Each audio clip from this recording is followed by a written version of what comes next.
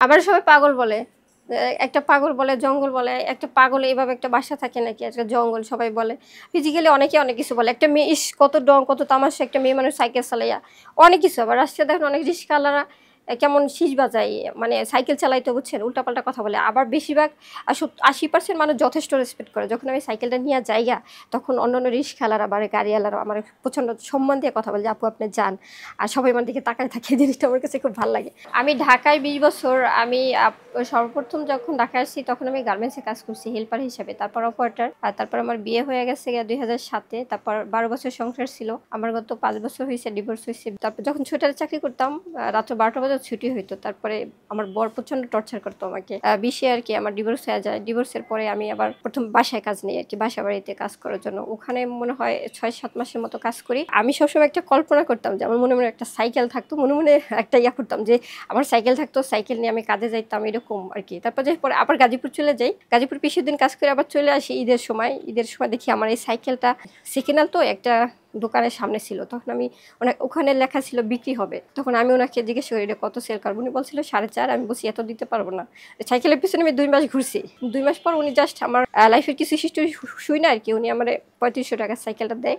সাইকেলটা যেদিন আমি কিনি তখন আমি পান্ডা কাজ করার জন্য প্রিপারেশন নিচ্ছিলাম যে এই সাইকেলটা যেদিন কিনি ওই দিনকা বিকালবেলা সাইকেল কেনার পর কয়েকবার পড়ে গেছি, মানে অ্যাক্সিডেন্ট হওয়ার পরে। তারপরে না তখন পারতাম না। একদিন সাইকেলের পুরো করছি, একেবারে পুরো এরিয়া সারাদিন করছি বুঝছেন, শিখছি।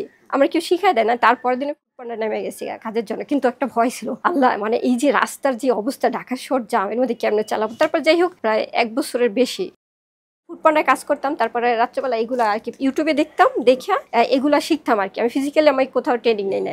এগুলো সব হ্যান্ডমেড প্রোডাক্ট আর কি, হস্তশিল্প আছে, যেমন রিসাইকেল পণ্য করি। এটা হয়েছে ফেলে দেওয়া একটা বোতল বুঝছেন। এটা হয়েছে কাঠ আছে না, ওই যে গাছের ছাল, এটা ছাল আছে, বা এটা হচ্ছে রশি, তারপর ঝিনুক আছে, তারপর এগুলোও ফেলে দেওয়া জিনিস। এটা হচ্ছে বোতলের উপর থেকে তৈরি করা হয়েছে।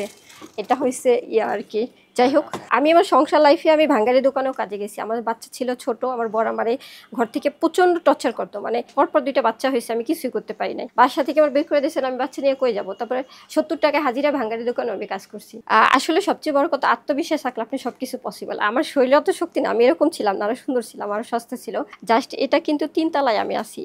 এই সাইকেলে কইরা ৩৫,০০০ টাকার প্রোডাক্ট আমি এই সাইকেলে, তারপর সাইকেলের পিছনে যেগুলো আর কি সাজানো হয় আর কি, এগুলো সবকিছু মিলাই আমার ক্যারি করে ৫ কিলো দূরে ইডেন কলেজের ওখানে বসে সেল হয়, আলহামদুলিল্লাহ ভালো। তো আমার যে একটা লাইফ ছিল যে ধরেন ওই মানুষের কাজ করা বুঝছেন, আর নিজের একটা ব্যবসা, আকাশ পাতাল ডিফারেন্স। আলহামদুলিল্লাহ আমি এখন খুব ভালো আছি। প্রতিদিন মানে ঘুমাইতে যাওয়া হইতে ঘুমানোর আগ পর্যন্ত অনলাইন সেক্টরটাও হ্যান্ডেল করতে হয়। আর ধরেন ঘুম থেকে উঠে ১ কাপ চা খাই, একটা ডিম সিদ্ধ করে খাইয়ে এখানে বসি কাজে। এখানে বসে কাজ করে ১০টা পর্যন্ত কাজ করতে হয়, রেডি করতে হয়, যেহেতু আমার অনেক অর্ডার থাকে বুঝছেন। ওখান থেকে অর্ডার আসে, অনলাইন সেক্টর থেকে অর্ডার আসে। এগুলো হ্যান্ডেল করে আবার এগুলো প্রিপারেশন নিয়ে নিজে নাস্তা তৈরি করে তারপর আবার এখান থেকে বের হয়ে ওখানে সন্ধ্যা ৭টা, বেশিরভাগ ৭টা পর্যন্তই থাকা হয় আর কি। আমি সব কিছু এটা ইউটিউব দেখি আর কি বুঝছেন। ফেসবুক ইউটিউব চালাচ্ছি, তো আমার আসলে ফিজিক্যালি কেউ শেখায় না আর কি।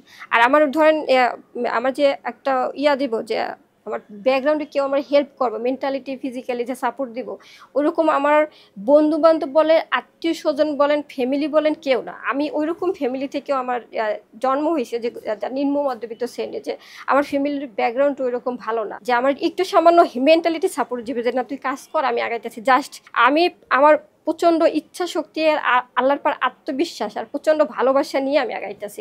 আমার ফোকাস সবসময় মাইন্ডসেট এভাবে যে আমি অনেক বড় হইতে চাই, আমি মহাকাশে যাইতে চাই। আমি সামান্য কিছু না, আমার ইচ্ছা শক্তি হয়েছে অন্তত আমার বিজনেসটা অনেক বড় হবে, ইনশাল্লাহ হবে। কারণ এই যে সাইকেলটা মনে মনে এক সময় আমি স্বপ্ন দেখছি যে আমি সাইকেল চালাবো, আজকে আমার সাইকেল হয়েছে। তারপরে একটা সময় আমি ১০,০০০ টাকা স্যালারি আসা ছিল, সেটাও পাইছি। এই যে দেখেন একটা সময় ব্যবসা ছিল, এই যে এখন আমার যে নিজের একটা ব্যবসা, এটা আমি একটা প্রতিষ্ঠান মোটামুটি ইনশাল্লাহ। আমি ধরেন বেশিরভাগ সামান্য কিছু কাজ একটি ৪টা মেয়ে বাসায় নিয়ে করে, ওরা হয়তো 10% কাজ করে আর 90% কাজ আমি একলাই করি। এখানে সব আমার নিজেরই তৈরি। এখন দেখা যাচ্ছে যে এই কাজগুলো যে আমি করি আমার প্রচণ্ড কষ্ট হয়েছে। কষ্ট হলে করার কিছু নাই, বড় হইতে হবে। ১৭ ঘন্টা কাজ করি, ঘুমাইতে উঠা হইতে ওখানে যখন বসি না, ওখানে বসলে ওখানে বসে কাজ করি, যে অনেক কিছু রেডি করে হাফ রেডি করে নিয়ে গেছে ওখানে বসে। ওরা তখন আমার একটু উল্টাপাল্টা কথা বলে, এত টাকা দিয়ে কী করবো। আসলে এত টাকা কিছু না, ইচ্ছা শক্তি। মানুষ চাইলে সামান্য থেকে বড় কিছু করতে পারে। যেগুলো আমি কোথায় ছিলাম সেই হিসাবে, আমি একটা সময় বস্তিতে ছিলাম, ৫০০ টাকা রুম ভাড়া, এখন আমি ১০,০০০ টাকা ভাড়া দিয়ে থাকতেছি। অনেক কিছু হইতেছে।